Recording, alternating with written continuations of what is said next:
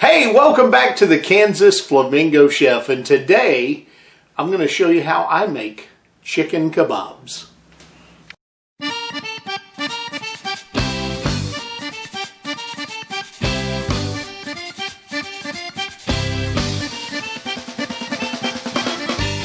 Hey, as we get started today, I've already cut up most of my vegetables and my chicken. Now I'm going to use chicken thighs, boneless chicken thighs.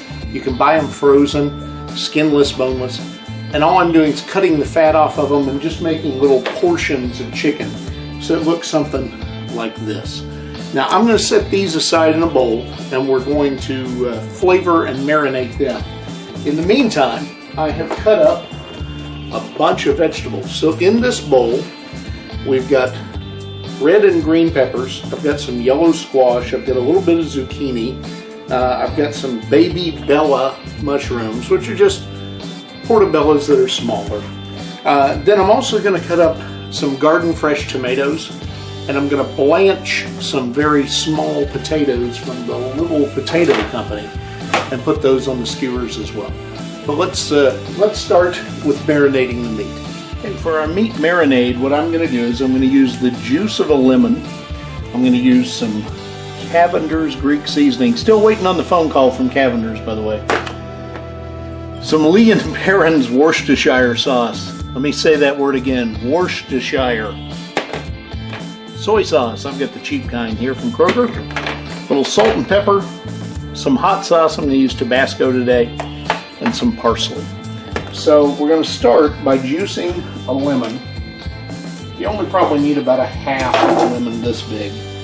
And again, this time when you're juicing the lemon, you don't need to worry about the seeds because we're going to pull the meat out of here anyway. It's not like we're going to cook the seeds into it. I'm going to go ahead and use the whole lemon because I already cut it.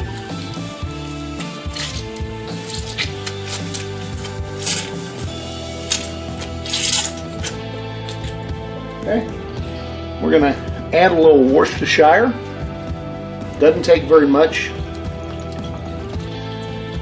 Might be more than some people like, but I happen to really like Worcestershire. Some soy sauce. Soy is going to be the base of this, so a little heavy on the soy sauce is okay. A little parsley.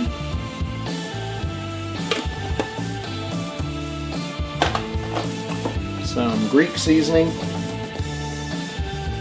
You could also add a little garlic to this if you wanted to. A little bit of hot sauce. It doesn't require very much. And then a little salt.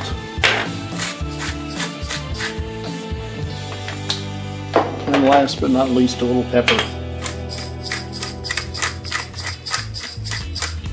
Alright, so at this point, all you're going to do is just mix this together.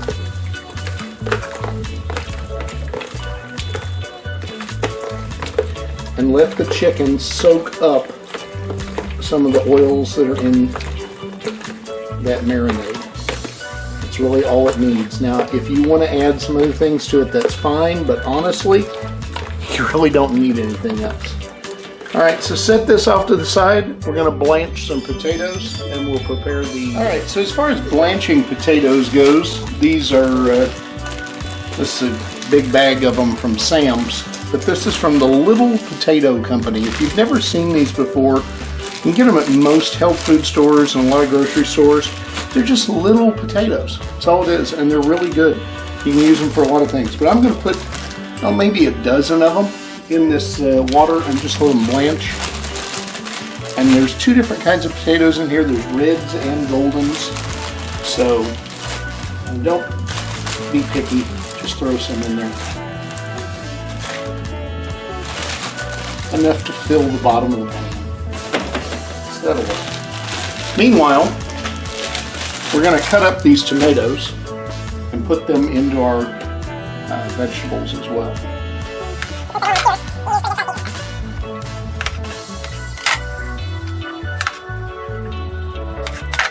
Alright, while the potatoes blanch and our meat is marinating, we're going to add some of the Cavender's to the vegetables over here. Give them a little flavor. And just a little bit of salt. and a little bit of pepper. You can add some lemon juice if you wanted to. I'm not going to. I think there's enough in the meat. But you don't want them just completely empty. And that's just going to toss them around so that the seasoning gets on everything. You can also add a little parsley here since you put parsley on the other side, but don't start adding things to this that aren't in the meat. Okay, so the potatoes have been boiling now for about 8 minutes. Long enough to soften them up, but not to boil them all the way through. I'm going to go ahead and take them off the heat, and I'm going to cut them in halves and throw them in with the other vegetables. I've also started up my pellet grill and getting it heated up to 350, and the meat has soaked up most of those juices from the marinade. So let's go ahead and cut the potatoes in half, throw them in here with the veggies, and then we'll start putting them on skewer. Personally, what I like to do is take the marinated meat, dump it in here with the vegetables, and then I'll put my skewers back into this bowl to take to the grill.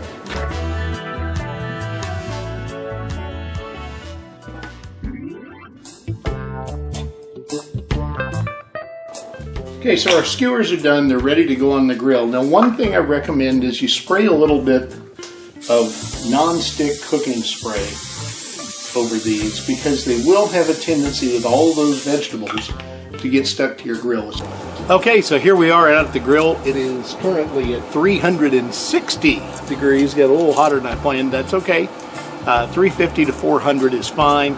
If you're on a gas grill, please try to keep it under 500 or you're gonna have some problems. All right, so as we open it up, all I want to do is just set these on across the grates.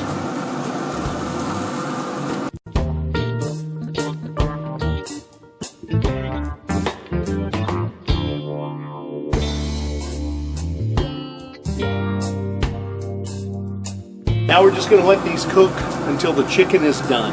That's really all there is to it. If you're cooking on a gas grill, you're going to need to turn these over about every 10 minutes. Okay, so they've been on there about 15 minutes. They're getting close to being done. I'm having a beer while I grill. You know, it's coming to the end of summer, and you've got to get outside and enjoy this beautiful weather that's going on. And what a perfect way to do it, by using your grill and grilling. My oldest is on his way over here shortly, so we're going to enjoy these kababs together. And I want to show you what they look like right now. So they're getting real close to being done. And we'll just pick one of these up so you can see here. You can see the chicken is, I don't want to grab that metal because that'll be really hot. The biggest thing we want to make sure is getting done is all of these vegetables and the chicken. The chicken will actually cook pretty quickly because of the vegetables. But you got to get the vegetables done too. So at this point, what I'm going to do is just kind of move them around a little bit. Make sure they're not sticking.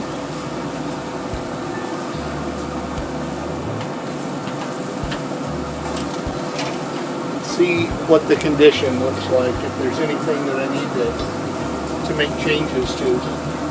I really don't see anything that needs a change.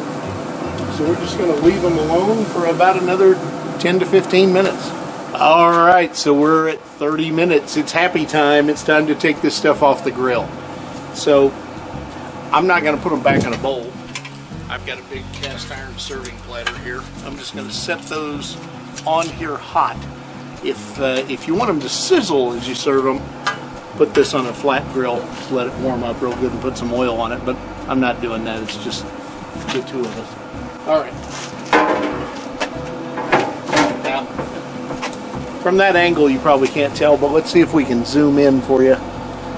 Those are done. Sorry about the camera work. Those are done. So all I'm going to do is just take them straight off the grill. Now, you could serve these on the skewer, but I like to push everything off the skewer into a serving container or onto a serving platter like this. That way people can pick what parts they want and what parts they don't. So we're going to take them off the grill, as we just did, and take them inside pull everything off and get ready to eat. And I'll show you. So all I'm going to do is just push them right off the skewer onto this platter. Let everybody pick what they want to eat. As far as sauces, you can do pretty much anything you want. Chicken gravy, you could barbecue sauces, whatever speaks to you. Some of you probably seen me talk about this stuff before. You should check out their website. This is Chili Slinger Barbecue Fatilli Mustard. I mean, I just love this stuff. Absolutely love it. It's made here locally, and it is incredible. So just look up chilislinger.com. I'll show you the website. Okay. Now, my son is a hot sauce fanatic, so I wanted to give him a little something different this evening. I really like this stuff. Believe it or not, this is from Kroger Private Selection, not from the local hot sauce place. But this is Mango Scotch Bonnet hot sauce. Now, in coming episodes, a good friend of mine actually owns a hot sauce place, and we're going to try to work something out so we can do something there, and also show you some of his sauces, hopefully when this COVID-19 mask mess is over. So let's just get these off the skewers. There's no right or wrong way to do this. If they'll pull straight off, go ahead and do it. If not, just start pulling them off the skewer. If you want to serve it on the skewer, you can. I mean, personal preference. I just like it all here so you can pick what you want to eat.